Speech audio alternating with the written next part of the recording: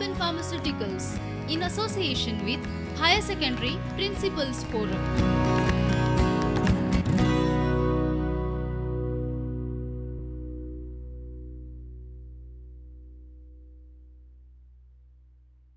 Hello, students. I'm here to present to you Chapter 5 of Secretarial Practice, Role of Registrar of Companies and Companies Act 2013. I will present this unit in two parts. To begin with, Role of Registrar of Companies. I have three questions. What is Registrar of Companies?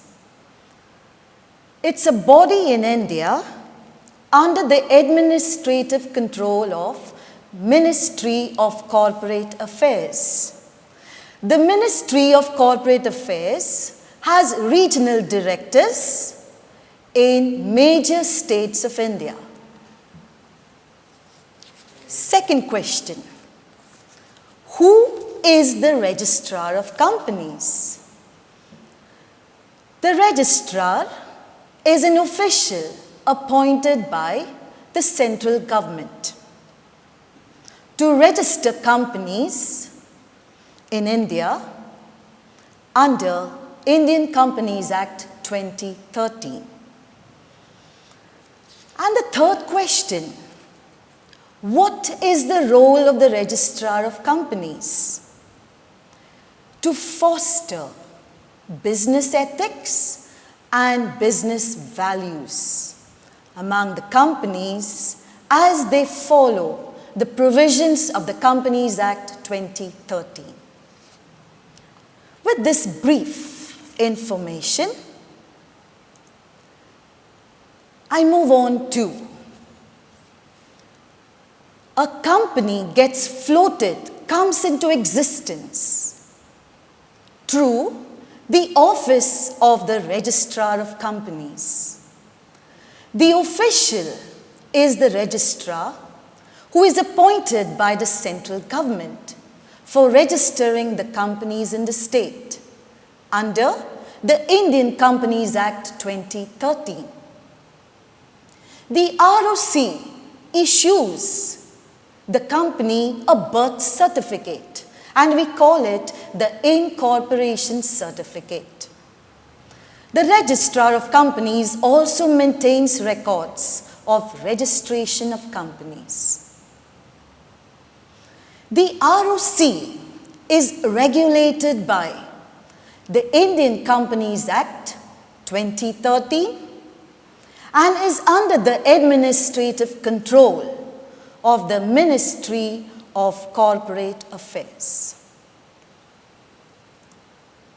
So now, what is the role of the Registrar of Companies? Is explained through the duties of the Registrar of Companies. What do you think will be the first duty of the Registrar of Companies? To register the companies. And once the companies are registered, the registrar has to supervise the companies within the state. Look after the administration of the companies within the state. And these duties I have placed in the form of a table, bringing to picture the main word which will help you explain the duties of the Registrar of Companies. Let's start. Duty number 1, register. To register the companies in the state and issue incorporation certificate. The certificate is also called registration certificate. Second point, administration. To look after the administration of the companies registered in the state. Third, supervise. To supervise and control the companies operating within the state. Maintain. To see that the companies maintain various statutory books, to name a few. Register of members, register of directors, register for sweat equity shares, minutes of the meeting, and name them. Action. Yes, the companies have to be within the provisions of the Companies Act. If not, the registrar will take action on companies that do not comply with the provisions of the Companies Act. And the sixth point, to receive documents, returns, resolutions for filing under the provisions of the Companies Act 2013. With these 6 duties, we would want to know what are the powers of the Registrar of Companies. If the Registrar of Companies is bringing the company into existence, the Registrar has the power. The power for what? To call for information of the company, to call for explanation from the company, to take action on the company. Again, I have set this presentation in the form of a table with the main word which will help us frame the sentences for the powers of the Registrar of Companies. The first power, call for information.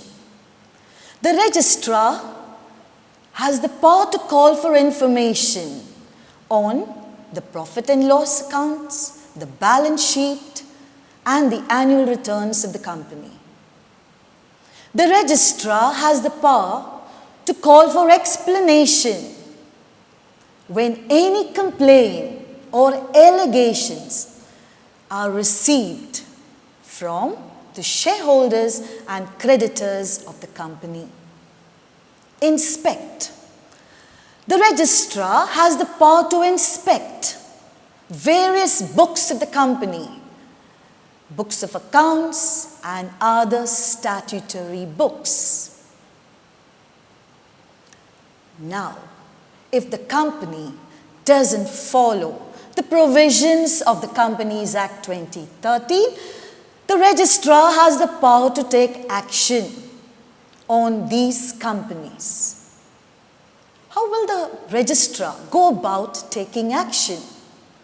Is the next power to issue notices to the companies that are in default in following, complying with the provisions of the Companies Act. This will be followed by impose fines on companies that do not comply with the provisions of the Companies Act. With this, 6 powers of the Registrar, we move on to returns. Returns are various documents that have to be filed with the Registrar as registrations during the year. But what we are going to do in this topic are returns to be e-filed through the net, through the computers, and annually, that is when the company has its financial year ended. What are those special returns which have to be filed mandatory by the company?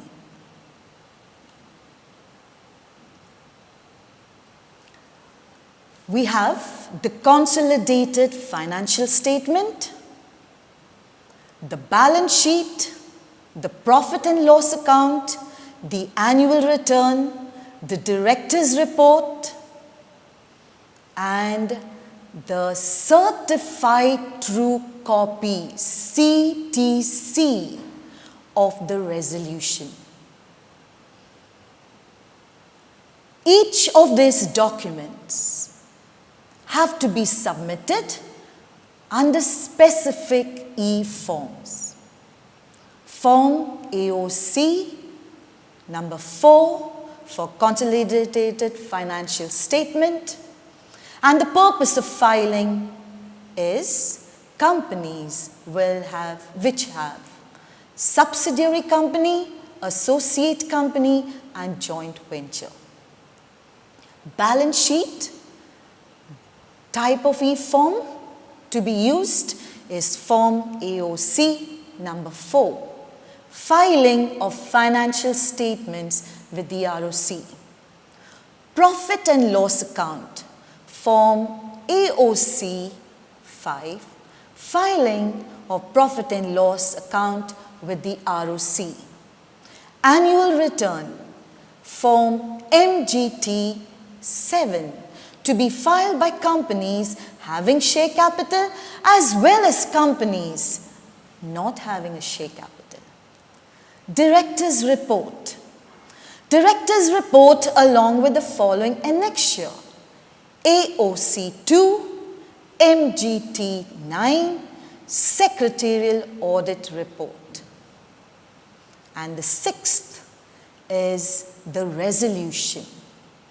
A copy of the resolution has to be filed. So it has to be a certified true copy. And the e-form is Form MGT 14, except for a private limited company. This resolution is passed at the annual general meeting for the adoption of the balance sheet and the director's report. With this, we move on to special resolutions to be filed with the Registrar of Companies. Resolutions, what are they? Companies take various decisions at properly convened and constituted meetings. These resolutions are drafted and they become special when they are passed by 75% of the majority votes. What are those special resolutions which have to be filed with the Registrar of Companies? Number 1, conversion of a private limited company into one-person company. One-person company is a new concept under Companies Act 2013. This company has only one shareholder and one subscriber to the Memorandum of Association. Second, when there's a change of location of the registered office in the same state but outside the local limits of the city, town and village where it is situated. Third, change in the name of the company.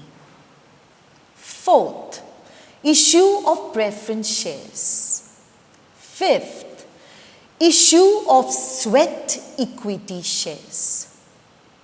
Sweat equity shares are offered by the company to the directors and the employees of the company for their services to the company.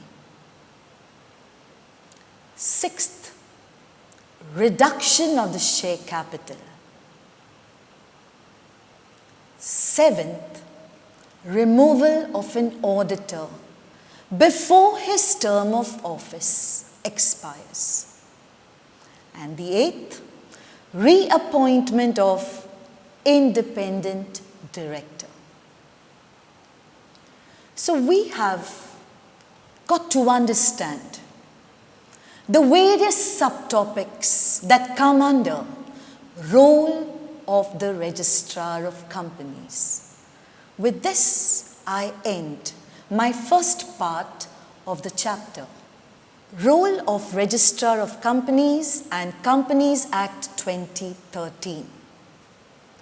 Presenting to you part 2 of the chapter Companies Act 2013. I will speak on merger and amalgamation, winding up of the company, company liquidator, National Company Law Tribunal,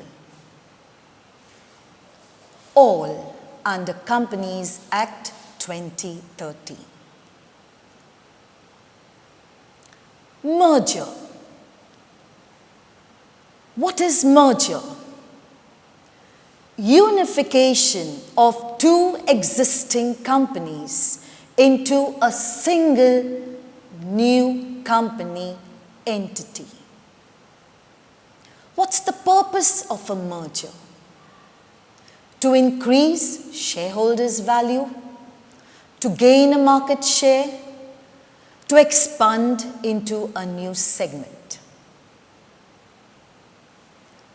Since properties and liabilities are to be transferred to another company, the central government, the official company liquidator, the regional directors of Ministry of Corporate Affairs, National Company Law Tribunal exercise and discharge their powers. The National Company Law Tribunal orders to circulate the following. The draft of proposed terms of scheme of merger or amalgamation, which is adopted by the directors of the merging company.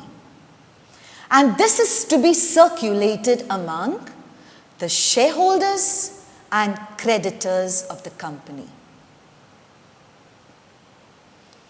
A copy of this draft scheme of merger and amalgamation has to be filed with the Registrar of Companies. Third, a report adopted by the directors explaining the effect of compromise on each class of shareholders on the scheme of merger and amalgamation. Fourth, the report of the expert with regard to valuation of assets and liabilities. And the fifth, a supplementary accounting statement. So what are the rules regarding merger and amalgamation?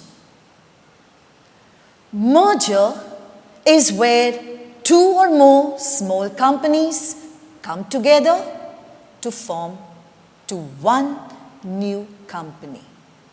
So there are two companies involved, the transferor company and the transferee company. Let us see the rules regarding merger and amalgamation through this presentation. This scheme of merger or amalgamation may be entered between two or more small companies or between a holding company and a subsidiary company. Second, since there are two companies involved, the transferor company and the transferee company, both these companies have to send notices inviting objections and suggestions to this scheme of merger amalgamation to their shareholders and creditors. Third point, convene an annual general meeting. Why? When these objections and suggestions are received by the company, they have to be discussed at the meeting. And then, after sufficient discussion, they are going to be considered by the companies in their annual general meeting through a resolution that will be passed. Fourth, filing of declaration of solvency. Very important. Declaration of solvency is drafted by the board of directors of the company. This declaration states that the company will be able to pay off its debts out of the assets realized and the proceeds received. So this declaration is to be filed by the transferor company and the transferee company with the Registrar of Companies. Filing of the scheme of merger and amalgamation.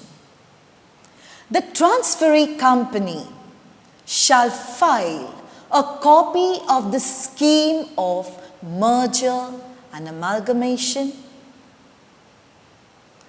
after it is approved by the central government, the Registrar of Companies, and the official liquidator. Next, objections and suggestions of the Registrar and official liquidator to the scheme, if any, must be conveyed to the central government within a period of 30 days. Last, the central government may file an application before the tribunal.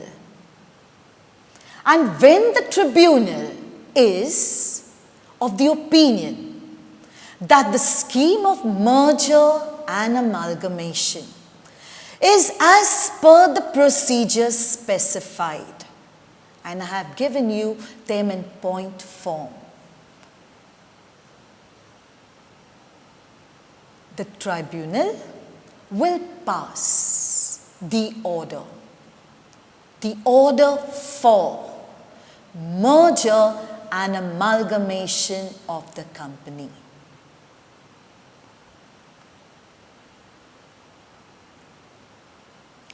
Now, what is winding up of the company?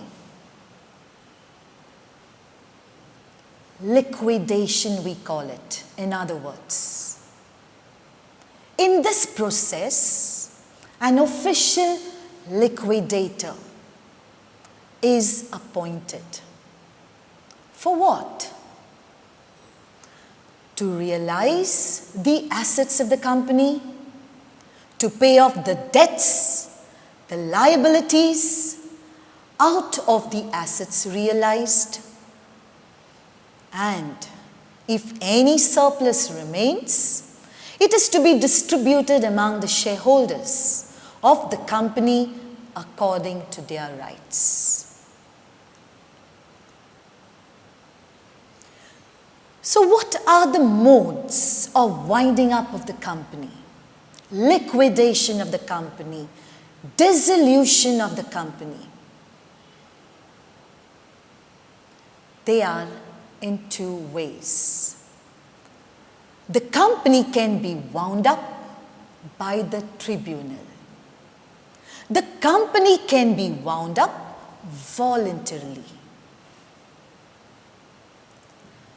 So let us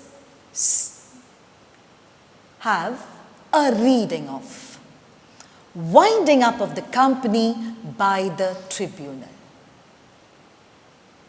According to section 271 of the Companies Act 2030, a company on a petition under section 272 be wound up by the tribunal on the following grounds. Number 1, if the company is insolvent. What is insolvent? The company is unable to pay its debts. Its liabilities are more than its assets. So the company is declared insolvent. Second, if the company has passed a resolution which is special, that it has to be wound up by the tribunal. Third, if the company has acted against the interest of the sovereignty and the integrity of the country, India.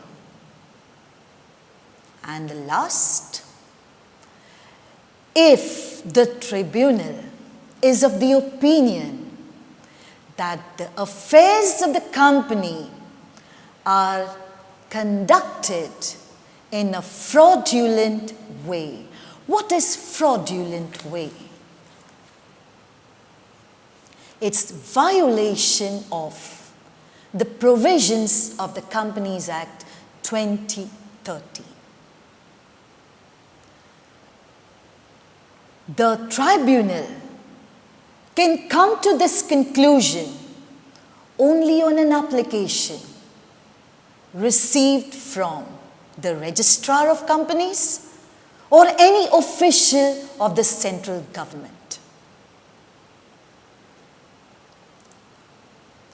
Let's come to the second mode, where the company voluntarily winds up. This I presented to you again in a table with main words which should help us understand the process in this winding up of the company. Number 1, declaration of solvency.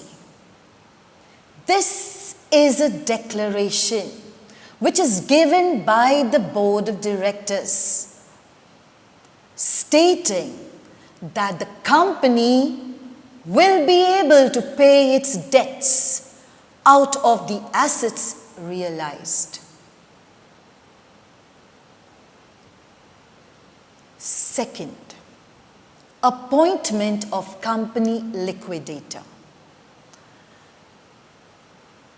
is done in the general meeting of the company from a panel that is prepared by the central government. Third, the company liquidator will prepare a report. A report of what? The assets that are realized and the liabilities that are paid off to the satisfaction of the creditors of the company.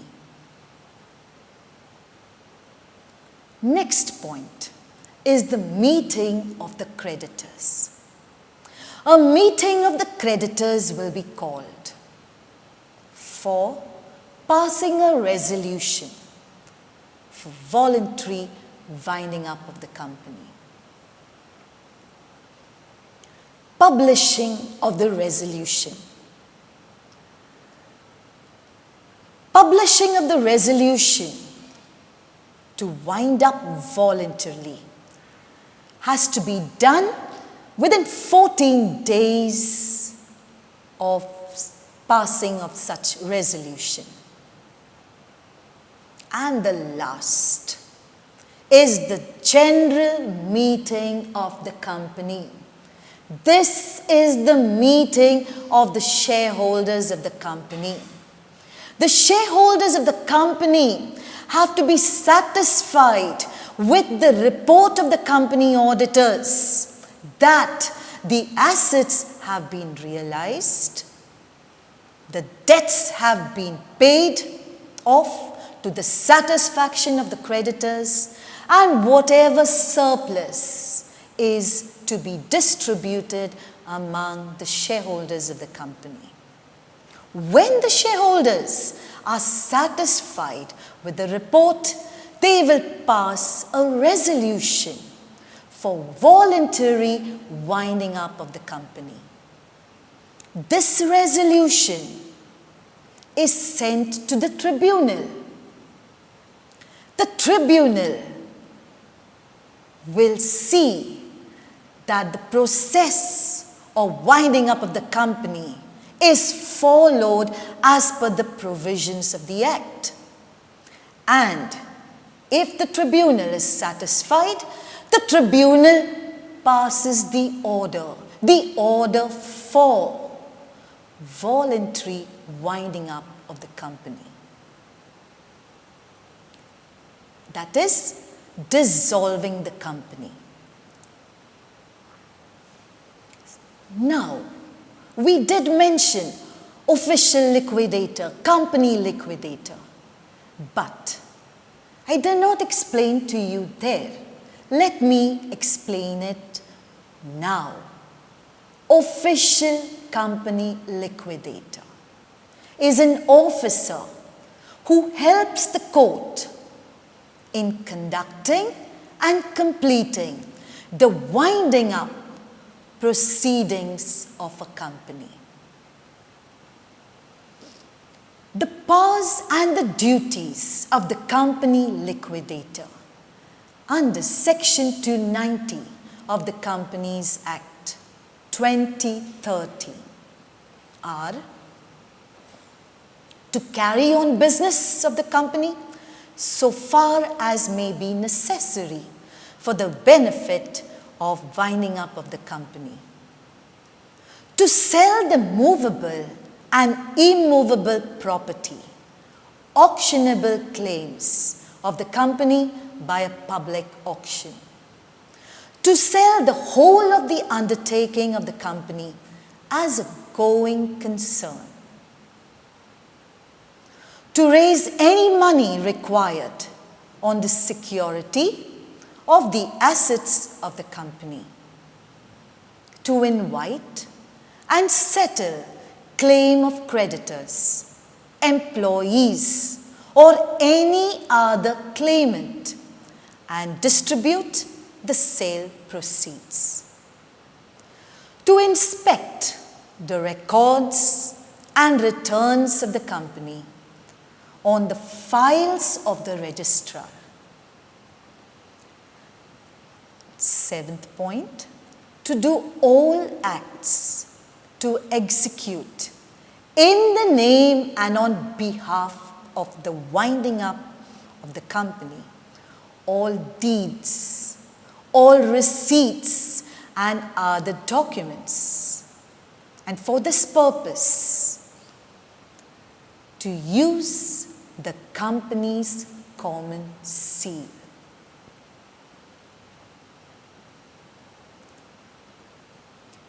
The next topic under Companies Act 2030 is National Company Law Tribunal. Consists of the president, the members. The members consist of judicial members and technical members. Let's see what qualifications are required for the president of the National Company Law Tribunal and the members of the tribunal. President. A person is qualified to be appointed as a president if he is or has been the judge of the High Court for 5 years. Judicial member. A person is qualified to be appointed as a judicial member if he is or has been the judge of the High Court or the district judge for at least 5 years or an advocate of a court for last 10 years. Technical member. A person is qualified to be appointed as a technical member if he is a member of Indian Corporate Law Service or Indian Legal Service for last 15 years or has been in practice as a chartered accountant for at least 15 years or has been in practice as a company secretary for at least 15 years or a person has proven his ability, integrity, having special knowledge and experience in industrial finance, industrial management, administration, accountancy, labor matters, or has been a presiding officer of a labor court for at least 5 years. Next topic. Removal of a member of National Company Law Tribunal according to section 417. Who can remove? The central government. After consultation with the Chief Justice of India, the member can be removed from office in the following circumstances. 1. He is adjudged as insolvent. His liabilities are more than assets. 2. He has been convicted of an offense which involves moral turpitude. What is moral turpitude? If the personal character of an individual doesn't match with society values, then this person is less trustworthy. Next, if he has become physically or mentally incapable of acting as a president or as a member of National Company Law Tribunal. Next, if he has acquired such financial or other interest which is likely to affect his functions. And last, if he has abused his position in office. All these circumstances will disqualify a person from holding, being a member or the president of the National Company Law Tribunal. Well, students, this topic 5 was presented to you basically with table presentation and the main points which will help you complete or frame sentences. With this, I come to an end by informing you that there are two very good professions highlighted in this topic. One are regional directors of Ministry of Corporate Affairs, and second is company official liquidator, which you can think of after your standard 12th board exam, when you intend taking up your further qualifications. Thank you. Prudent Scholars, powered by Lupin Pharmaceuticals. अब आपकी सुरक्षा आपके हाथों में। ल्यूपी safe hand sanitiser, आपका और Chennai super Kings का first line of defence. अब आपकी सुरक्षा आपके हाथों में। ल्यूपी सेफ हैंड सैनिटाइजर, आपका और चेन्नई सुपर किंग्स का फर्स्ट लाइन ऑफ डिफेंस। अब आपकी सुरक्षा आपके हाथों में। ल्यूपी सेफ हैंड सैनिटाइजर, आपका और चेन्नई सुपर किंग्स का फर्स्ट लाइन ऑफ डिफेंस।